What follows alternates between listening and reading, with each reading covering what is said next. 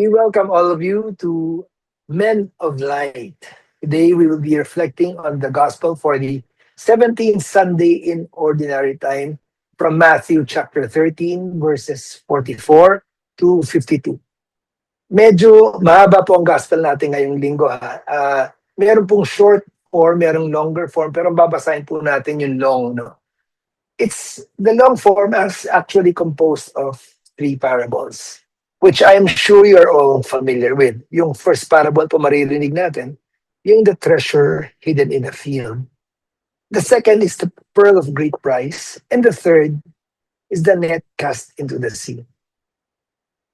Kung iintindihin po natin maigi ang tatlong parables na ito, we will see that Jesus uses all three to describe the kingdom of heaven. Or, if I may restate that, God's reign or kingship over our lives.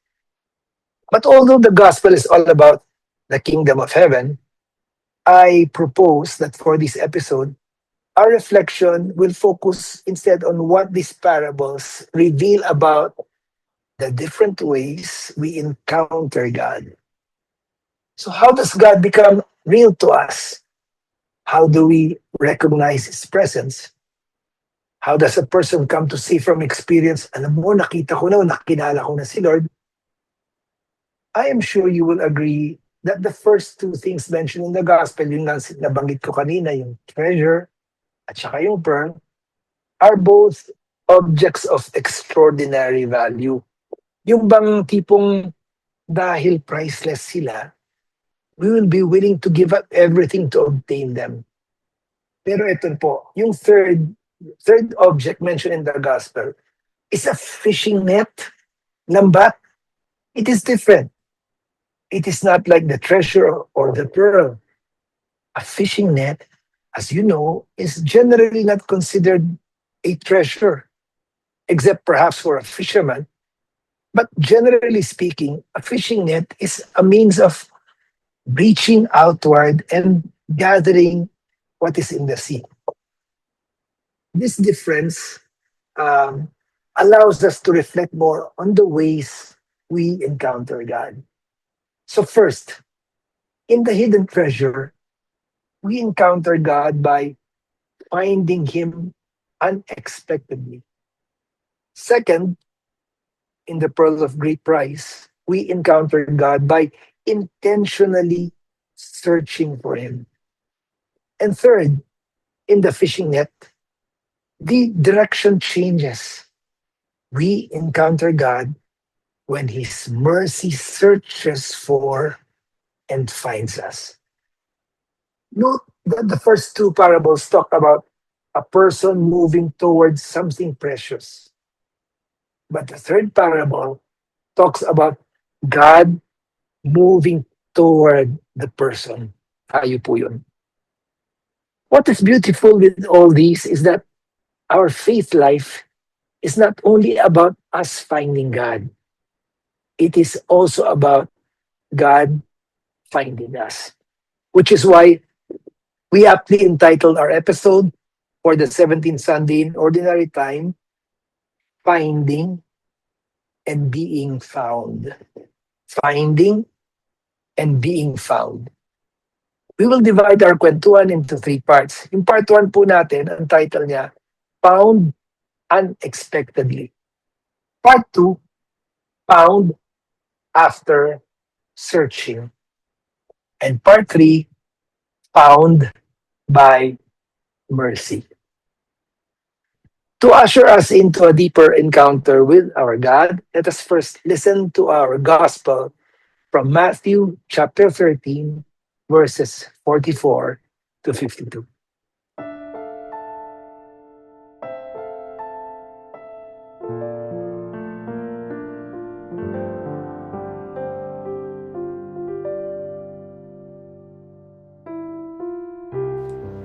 Pagbasa mula sa Ebanghelyo ayon kay San Mateo.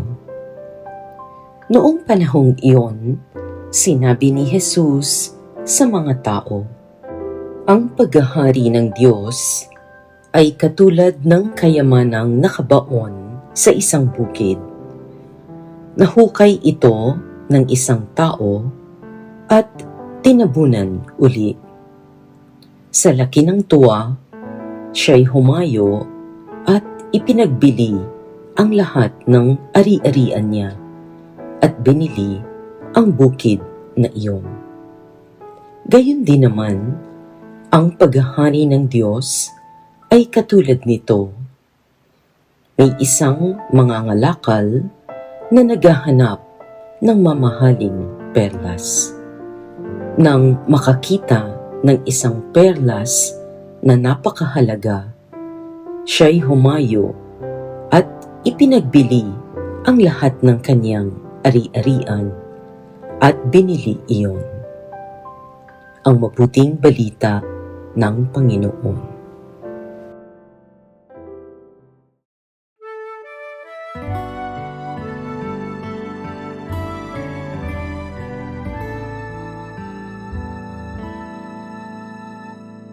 Nandito po muli tayo sa Men of Light and we are in the 17th Sunday in Ordinary Time. Ako po ang kasama nyo ngayon, si Bong Roque, taking the anchoring roles for this episode. Padre Deo Galang po, kasama po ninyo dito ako sa parokya ng Lord's Transfiguration, Angeles City. I'm very happy to do treasure hunting with you. Yay! Brother Joey Angeles po from Angeles City. Glad for you to join us. Yay! Thank you. Ang ganda nung narinig ko ba yung introduction ni Father Deo, Brother Joey? Treasure hunting. Muntik yun na sa amin kukunin kong title kanina. Oo. Pero abangan ko na lang yung homily ni Father Deo, yun ang title. I'm sure mas maganda pa yan. Anyway, replay lang yung Men of Light dyan sa Sunday. Anyway po, dito sa part 1 natin, ang subtitle po natin na nabanggit ko kanina is Found Unexpectedly. In our part 1, we will focus on the first parable. Gaya po na sinasabi ko sa intro kanina, 3 parables po kasi ito. Doon muna tayo sa first parable sa part 1. And this is the treasure hidden in the field. Balikan po muna natin yung gospel, a part of the gospel, about the treasure hidden in the field. Sabi niya, if I may read, the kingdom of heaven is like a treasure buried in a field, which a person finds and hides again. And out of joy goes and sells all that he has and buys that field. You know, binabasa ko to, Father Deo and Brother Joey. I found it really interesting kasi the man in the parable does not appear to be searching for treasure. Mm-hmm. Natutulong siya. He's simply in the field. Parang going about what may have been another ordinary day in the field. Tapos, biglang may na-discover siya. A treasure buried in that field. So, nung nagre-reflect ako dito, sabi ko that the treasure was already there before he noticed it. Siguro, lakad-lakad lang siya sa may palayan niya. At wala siyang alam na doon pala mismo sa nilalakaran niya, may buried treasure. Parang Yamashita siguro. Pero alam po ninyo, our encounter with God can sometimes begin in the same way. He may already be present in the life we are living long before we recognize Him. At ano po nangyayari yun? Alam po ninyo, ito alam ito ni Father Deo, at marami sa atin nanood sa Men of Light. Nagkasakit po ako nung Maluba ng 2010. And as our own experience tells us, when we get sick and we don't know what to do, that's when we kneel the longest. In my own experience, nung taimtim ako nagdarasal, doon ko na-discover na God was there all along. He never left me, Brother Joey and Father Deo. Naramdaman ko po yun hanggang sa ako'y gumaling. And I also have a Bible sharing group. Alam ni Brother Joey, we meet every Monday evening. Now, without fail, kahit na paulit-ulit lang yung readings from the scripture, si Lord, parating may bagong message yan. Sometimes it's just a line from scripture that suddenly speaks to us. Or minsan, nakikinig po kayo, baka umattend po kayo ng online masses ni Father Deo. Sawa mo rin ni Father Deo. Something strikes you as if God were directly talking to you. Yung mga ganun ba na hidden treasures? Kayo po, I'm sure, You've had your own experience where you, if I may say, unexpectedly discovered the treasure that is God in your everyday life. That field may be your home, your workplace, your relationships, or even in the struggle that we keep asking God to remove. Abdea? That's a very wonderful perspective of the gospel appreciation of Tony Pong. Parang wanting to do treasure hunting, sabi nga. Sometimes you don't have to hunt. It is already there. The grace. Tawag natin doon yung grasya. Grace that is freely given. Like the grace of life. The most basic gift of the Lord and most precious. We did not, if we look at our life as the best basic treasure, without it, we cannot enjoy anything. Talaga. Being given. It's there. We did not work for it. We don't even deserve it at times. The gift of family and the grace of the love of God for us that is there already. To open our eyes that we are already immersed by this wonderful gift. Parang yung gospel this morning, yesterday, parang bang the grace of the moment. The Pharisees were looking for signs, Jesus to prove himself. But sabi Jesus, no sign will be given because he's already there. It is already before, parang nandyan na. It is already parang an opportunity given to you. Just open your eyes to realize that you did not look for it, but it's already there. You just have to be aware and be sensitive, like what Attorney Bong mentioned. Father Deo and Attorney Bong, like what Attorney Bong mentioned a while ago, illness can become an unexpected doorway. Either illness or a catastrophe in your finances, for instance. I know a couple of people who told me myself that if I hadn't become sick, probably I would not have returned to God. And Wow. many people only begin praying seriously after, sabihin natin, cancer, a heart attack, a financial collapse of their business, or maybe losing a loved one. Kasi illness itself is not the treasure. The treasure is what they discover because of it. Amen. Amen, amen. Kanina, Brother Joy, nabanggit ni Father Deo yung life itself. Sabi niya, parang paggising mo, that is already a treasure, di ba? Ang dami nating things that we take for granted kasi araw-araw natin ginagawa. Pero actually, when we start losing them, that's when we discover sandali lang, these are treasures pala of everyday. I'll give a perfect example of that. Marami po sa Men of Light viewers natin, tinatanong nila, bakit daw paus si Attorney Bong? Actually, I lost my voice totally when I got sick. Ito na po yung natitira. So sabi ko, Lord, kung ano man yung natitira, ibabalik ko sa'yo for your greater glory. Kahit konti na lang ito, ibabalik ko sa'yo. And I discovered then that, sandali, yung kahit paling paglunok, kahit paling pagsasalita, is a treasure in itself that I have often overlooked. Ganyan talaga, kaya si Atty. Bong, kahit sinasabi niyang pause siya, ang dami naman talagang sumikat na singer na pause na yun. Sino ang mga rock singer, pero they were very successful. Si Bonnie Tyler. Yeah, she Bonnie Tyler. And wonderfully, we could see the grace with whatever is given to us. We could always appreciate in different ways. Ako nga, na-stroke din ako, sabi ni Tony Bong.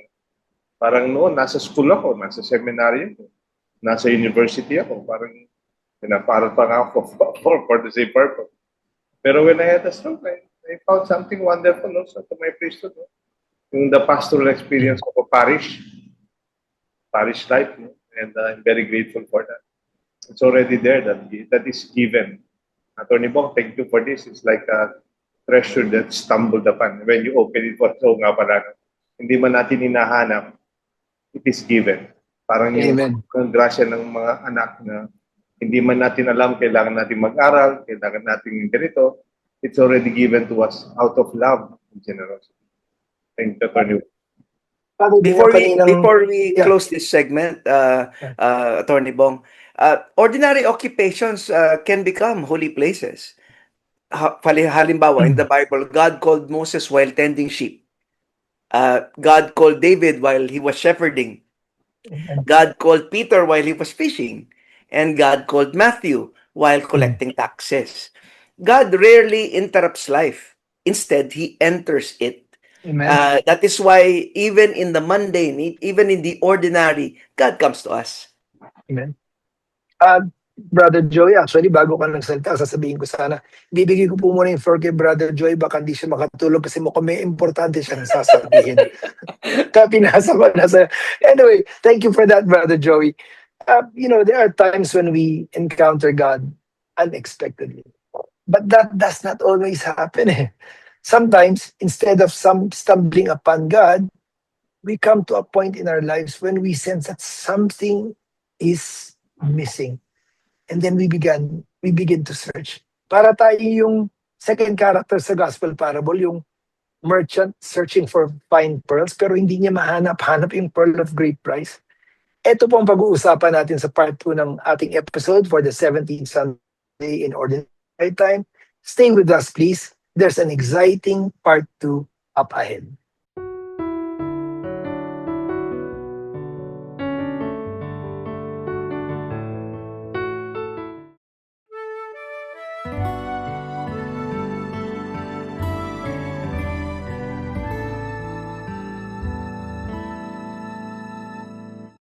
Nagbabalik po tayo dito sa Men of Light for the 17th Sunday in Ordinary Time at ang ating episode is entitled Finding and Being Found. Dito po sa ating part 2, ang subtitle po natin, Found After Searching. Kasama niyo pa rin po sa episode na to si Father Deo Galang at si Brother Joey Angeles. Ako pang inyong lingkod, Bong Roque po. Now, dito po sa part 2, we will talk about the second parable in the gospel, which is the pearl of great price. Interestingly, the story of the merchant in search of the pearl of great price reveals to us the second way we encounter God. At ito po yung intentionally searching for Him. Pakinggan po natin ulit yung parte ng gospel na to. The kingdom of heaven is like a merchant searching for fine pearls. When he finds a pearl of great price, he goes and sells all that he has and buys it. Mapapansin po ninyo that unlike the man in the field who stumbled upon a buried treasure, the merchant is portrayed as actively looking for fine pearls. He examines one pearl after another because he believes that something is of greater value and is still waiting to be found. Maaari, some pearls may be beautiful, some may even be costly, yet none is enough to end his search. And then, he finds the pearl of great price, and at last he recognizes what he has been looking for. That merchant in the second parable reflects I believe, the longing within every human heart. Yung sa atin, we search for happiness. We search for peace. We search for security. Others search for love. Others, recognition. Others, a sense of purpose. And often, we do not even realize that what we are searching or who we are searching is actually God. Naalala ko dito si St. Augustine. Sabi niya sa book 10 ng Confessions niya, and I quote, "Late have I loved you, O beauty ever ancient, ever new. Late have I loved you. You were within me, but I was outside, and it was there that I searched for you." From this quote from St. Augustine, we hear his lament that, it took him so long to discover the truth and beauty of God. Parang tayo, no? St. Augustine describes how he spent his life searching for joy and fulfillment in worldly created things, only to realize God was within him the whole time. And like St. Augustine, we discover that despite everything we have gained, something within us remains restless. Ito yung mga hinahanap natin na I'm looking for peace. I'm looking for meaning. I'm looking for a fresh start. But, beneath these longings, I believe, is a deeper desire for the one who alone can fill the void in our hearts. I'm there. I remember one gospel passage from Luke chapter 11, 9 to 10. Jesus tells us plainly, ask and shall be given. Knock, it shall be found. It will be open. Open. And seek, and you will You shall find. find. And that participation brings our faith to the practical side of our faith, to the practical side of our life. You want to be educated, you have to go to school every day.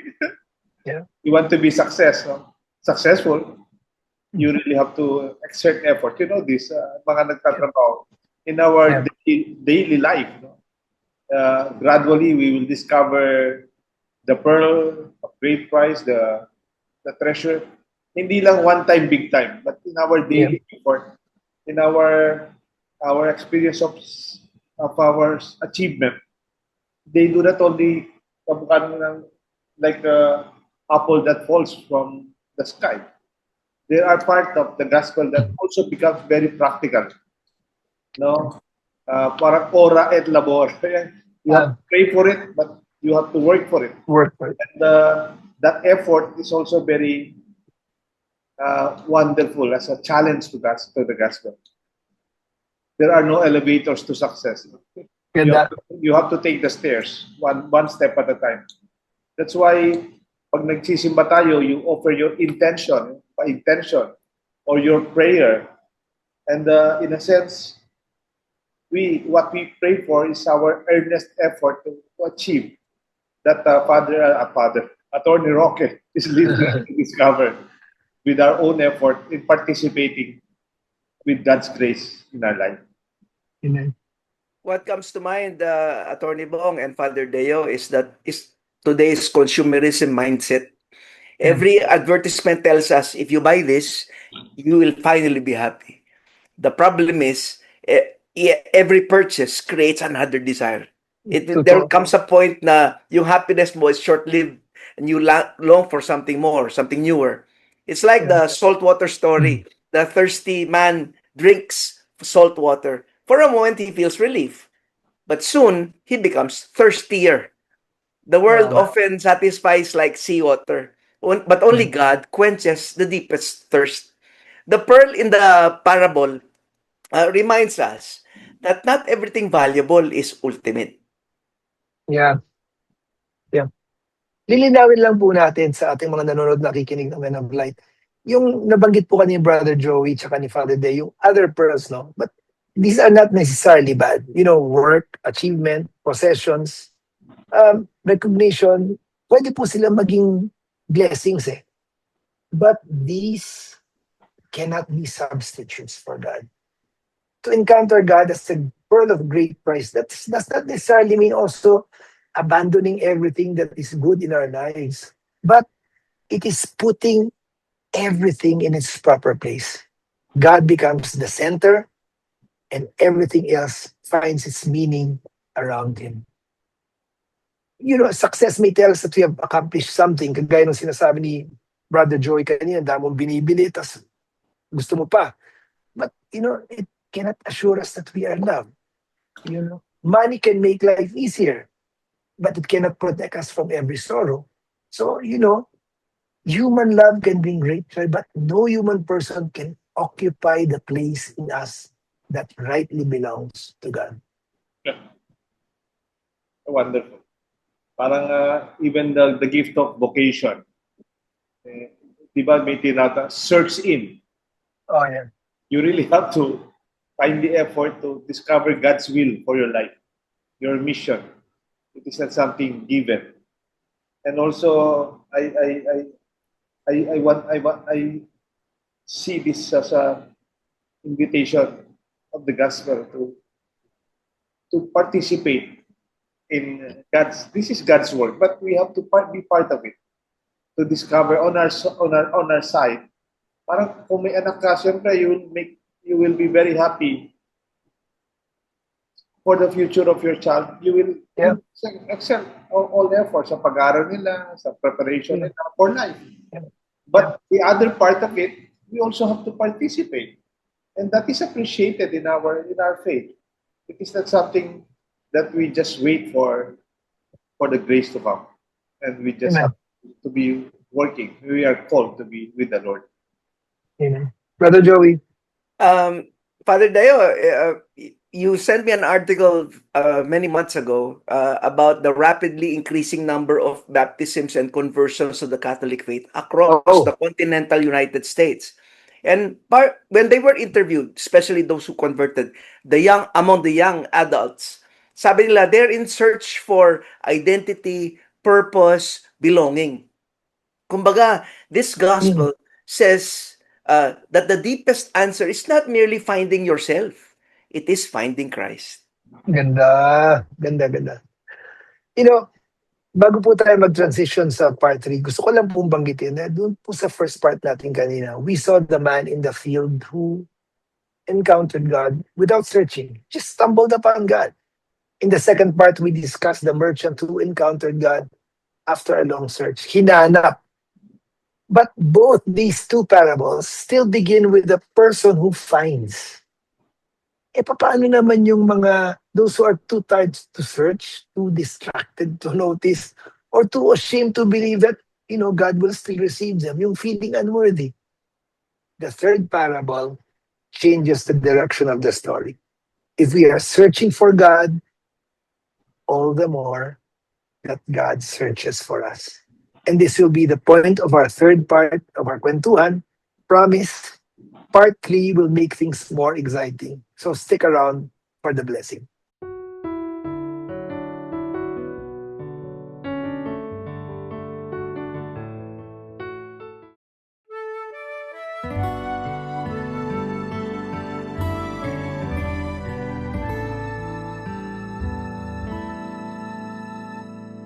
Nagbabalik po tayo dito sa ating Men of Light episode for the 17th Sunday in Ordinary Time at napinamagatang Finding and Being Found. Nandito na po tayo sa part 3. Pero bago po yun, I will reintroduce my co-hosts for this episode, Father Deo Galang, who's here with us, and Brother Joey Angeles. Ako po si Bong Roque. Now, dito po sa part 3, ang title po natin, Found by Mercy. And in this part 3, our focus will be yung third parable, yung the net cast into the sea. Sabi po ng gospel natin, the kingdom of heaven is like a net thrown into the sea, which collects fish of every kind. Note that the fishing net does not remain on the shore waiting for the fish to come. Hindi. The net is cast outward. It enters the depths of the sea. So, yung third way po that we encounter God is when I call it net of mercy, searches and finds us. God's net of mercy reflects God's initiative. Sabi ko nga po kanina, what happens to those who are too tired to search for God or probably too distracted to notice God in their lives? Kawawa naman sila. Diba? But this is where God's net of mercy comes in and moves first. And thank God for that because His mercy reaches those who are searching for Him and those who are not. It reaches those who have remained faithful at yung kagaya ko, that those who have wandered far away. And it even reaches those whose lives appear orderly, those whose lives has fallen apart. It also reaches those who still know how to pray and those who can no longer find words. Talagang our God is merciful. Father Deo? Ganda nito, parang yung una is grace is already given. Then the second, the human participation, the human effort. Yeah. Itong sinasabi ni Atty. Bong, parang this time, it's God with us, searching.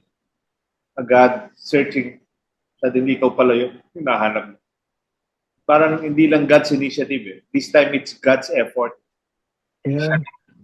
So parang it's God's mercy, God's effort. I remember the story of the lost sheep. Mhm. It is not the sheep who found its way back. It was the shepherd who went out of his way Amen. to look for the lost sheep and leaving even the 99, the risk of losing the 99. That's how valuable we are. Di ba merong religious song dyan, yung Amazing Grace? Okay. Tapos merong very poignant line doon na kala ko I just take it for granted. Pero if you look at it, it's very deep. I was lost and now I'm found. Parang look at that. I'm found. It's that I found my way. Or I was able to go back. No. Yeah. I'm found. Parang it is not my effort. Somebody look for me. Somebody search for me. Yung una, knock and it should be open. Ask and it shall be given. Seek and you should be. It's fine.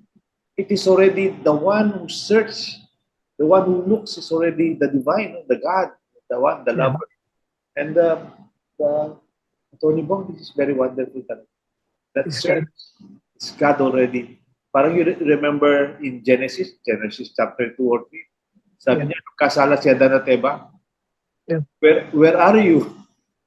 Oo nga. When they were very, very, very guilty, and then it was Yeah. God searching for them in the Garden of Eden. Adam, Eve, where are you? And that is God searching for us. Wow. We are His real great treasure. Amen. Yeah. Attorney Bong and Father Deo, what comes to mind is the illustration of the lifeguard. When someone is drowning, the lifeguard doesn't ask, does he deserve this? Na me, I'll save him. He just jumps into the water. Kaya similarly, God's grace moves first. Hindi na siya naghihintay. Another illustration, I guess, is the prodigal son. The father of the prodigal son, while the son was rehearsing his speech, the father was already running towards him. God's mercy often arrives before our repentance is fully expressed. Sabi nga ni Henry Nouwen, God's love does not stop where our worthiness ends. Ganda. Father Deo and Brother Joey, kaninang na nagsasalita po, iniisip ko, ano ba yung concrete ways that, God reaches out to us? Sabi ko, sa pang-araw-araw na buhay. Tapos naisip ko lang, di ba minsan, there are times when spiritual dryness, you just don't feel like praying. Parang prayer doesn't make sense. And yet, we are brought back to God by the prayers of our parents or somebody else who prays for us, di ba? Yun eh. It's a very concrete way na parang dinaan ng Diyos sa magulang o sa taong nagdadasal para sa iyo. Or probably, they tatawag lang minsan, medyo may magte-text sa'yo, you feel so down, and magte-text sa'yo, suddenly your spirit is uplifted. That's really the initiative of God. Just passing through or coursing through another person. Yung mga second chances na binibigay sa atin, di ba? Kung minsan, mas biglang magkakaroon ng opportunity. Just a few days ago, Brother Joe and Father Deo, nadaanan ko na naman tong quote na to. Sabi niya, yung no, N-O, parang it's you prayed and something says no. Sabi niya, don't take no as literally no. N-O means next opportunity. And that is God. That is God taking His initiative to get through us. May pahabol pa po kayo? Baka di na naman makatulog si Brother Joe. It's okay. By way of closing this part 3, baka lang po makalimutan, yung 1 John chapter 4 verse 19. We love Him because He first loved us. Our love is a response to God's love who loved us first. Salvation is therefore not only a story of man searching for God, it is also, first of all, the story of God searching for man. And that's how beautiful God's grace and mercy is. So, with that, we close our Men of Light discussion for this Sunday. Pero wag po kayong aalis kasi babasahin pa po natin ang messages nyo from Facebook and YouTube. And then magkakaroon po tayo ng short summary and assignment. a closing prayer, of course, by Brother Joey, and a final blessing by Father Deo. So stay with us for more of God's mercy and grace.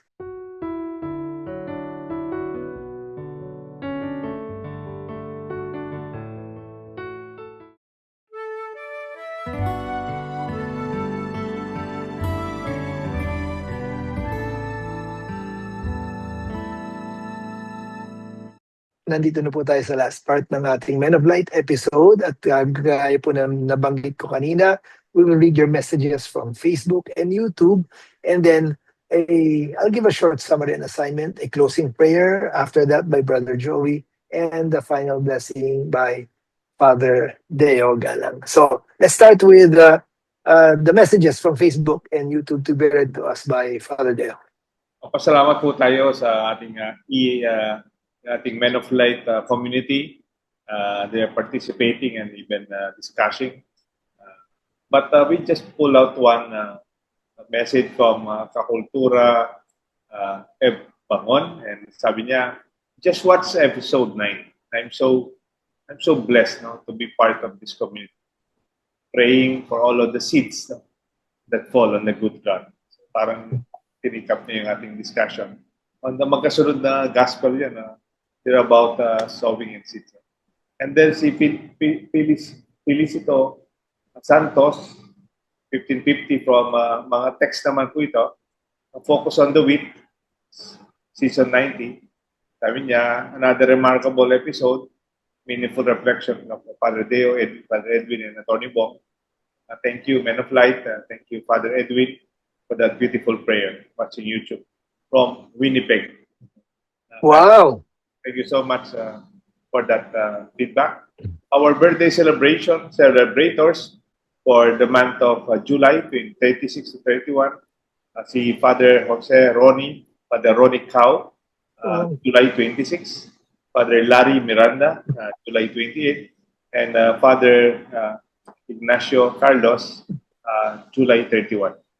Also for our friends of Men of Light, July 26, si Annalisa Tabia. Sunday po ito, si Dr. Vic Luge. He's a surgeon and very caring doctor. Doktor ko po siya. He's helping me this time. Maraming salamat, Dr. Vic. And also, Architect Rene Nuki for their celebration of birthday this Sunday. And then July 28, si Elsa Del Rosario, birthday niya po, and Alvin Reyes. And then ang ating dating volunteer din sa Men of Light. And then July 21, July 29, birthday po ni Lay Gonzalez. And July 30, ang aming treasurer, finance head ng aming parokya, si Brenda Paras. Happy birthday, Brenda. And ating BEC coordinator ng aming parokya, si Brother Senen Romero, July 30. And then July 31, birthday ko ni Rain Mameda, wife of Dexter. Yun po lahat ng ating mga messages and our birthday celebrants. Birthday blessings po sa inyong lahat. Now, before I give the floor to Brother Joey for the closing prayer, a little summary. We reflected upon 3 parables in today's gospel, Sunday gospel, no? Yung hidden treasure hidden in the field, yung pearl of great price, and the net cast into the sea. At nabanggit ko po kanina, all the 3 parables describe the kingdom of heaven. They also reveal 3 ways that we encounter God. First, in the treasure, we encounter Him unexpectedly in the ordinary field of life. In the pearl, we encounter God after an intentional search that teaches us what is truly worth everything. And in the last parable, the fishing net, we encounter God through a mercy that reaches for us before we know how to reach for Him. Sometimes we discover God. Sometimes we search until we find Him. But sometimes His mercy finds us when we are not searching at all. Beneath every encounter is a deeper grace.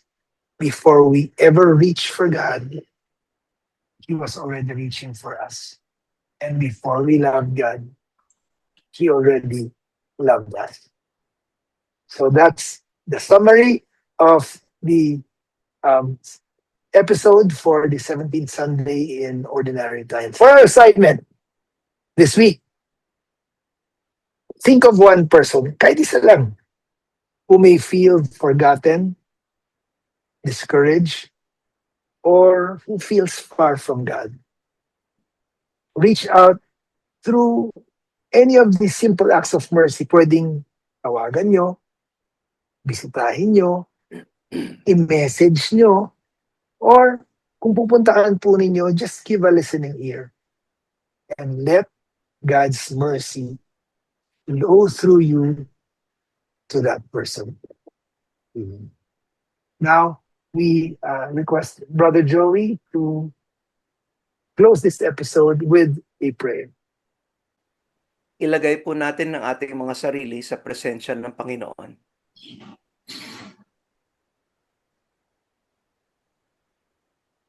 Sa ngalan ng Ama, ng Anak, ng Diyos Espiritu Santo. Amen. Amen.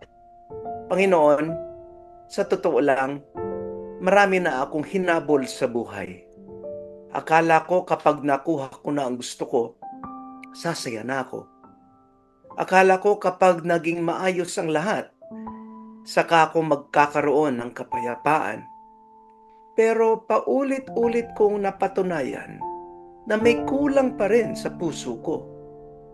Salamat, Panginoon, dahil kahit ang dami kong pinagkakaabalahan, hindi mo ako binitawan. Kahit minsan hindi kita napapansin, tahimik ka lang pala na nasa tabi ko. Naghihintay, umaasa na balang araw mapapansin din kita. Patawarin mo ako sa mga pagkakataong mas naging mahalaga sa akin ang trabaho, pera, tagumpay, o sarili kong mga plano kaysa sa iyo. Ang dali ko kasing madistract eh. Ang dali kong makalimot. Pero ikaw, hindi ka nagsawang mahalin ako. Salamat dahil kapag ako ang napapagod, ikaw ang lumalapit. Kapag naliligaw ako, ikaw ang naghahanap. Kapag nahuhulog ako, ikaw ang unang umaabot. Ngayon ko lang mas naunawaan na bago pa man kita hanapin, hinahanap mo na pala ako. Tulungan mo akong makita ka sa mga simpleng sandali ng bawat araw. Sa pamilya ko, sa trabaho ko, sa mga taong nakakasalamuha ko, at maging sa mga pagsubok na gusto ko sanang takasan. Bigyan mo po ako ng pusong marunong pumili sa iyo araw-araw. Dahil ikaw lang ang tunay na kayamanan na hinding-hindi kukupas at hindi mawawala. At kung may mga kapatid akong pakiramdam nila na napakalayo na nila sa iyo, gamitin mo ako para maramdaman nila na may Diyos na hindi sumusuko, hindi nagsasawang maghintay, at laging handang yumakap. Salamat, Panginoon. Ang pinakamaganda palang nangyari sa buhay ko ay hindi lang dahil natagpuan kita, kundi dahil kahit pa ulit-ulit akong naliligaw, hindi mo ako tinigilang hanapin. Amen. Sumainyo ang Panginoon At sumainyo rin. at pagpalain tayo ng kapangyarihan Diyos, Ama, Anak, at Espiritu Santo. Amen. Amen. Amen. Maraming salamat po, Brother Joey and Father Deo. Our prayer as we end this episode is whatever came out of our lips sa amin ni Father Deo at saka ni Brother Joey, we pray that it inspired you and blessed you and also glorified God to whom we give all the honor, all the glory, and all the praise. Ito po si Bong Roque. Be blessed and be a blessing. So, si Father Deo Galak, thank you for joining us in our treasure hunting. Joey Angeles po, shine the light of Jesus.